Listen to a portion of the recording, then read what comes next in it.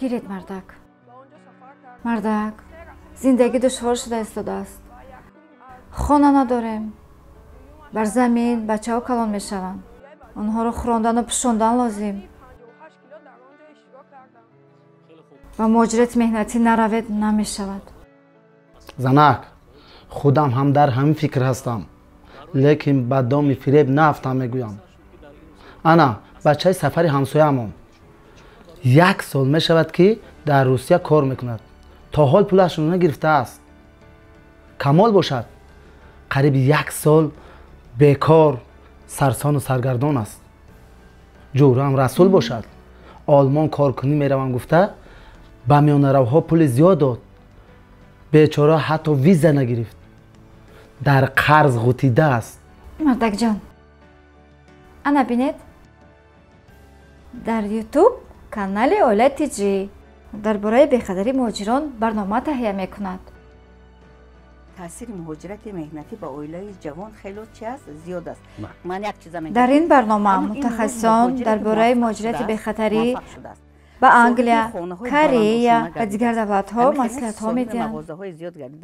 میروم خودی حاضر میروم با خدمات مهاجرت میروم. نیتی با روسیه، بریتانیای کبیر، کره، ترکیه و دیگر دولت‌ها با مهاجرت مهنتی رفتن داشته باشد.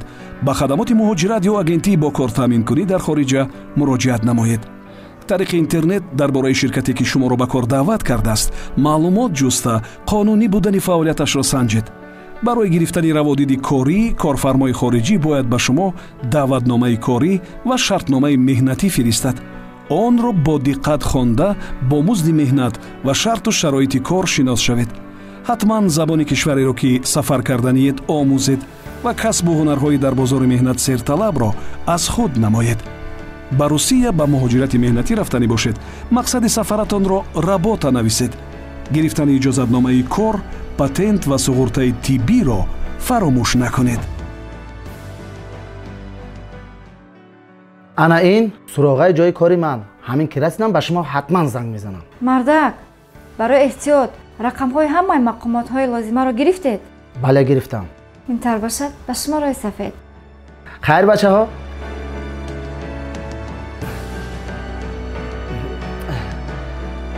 دادا جان سلامت برگردید. ما شما رو انتظار میشویم.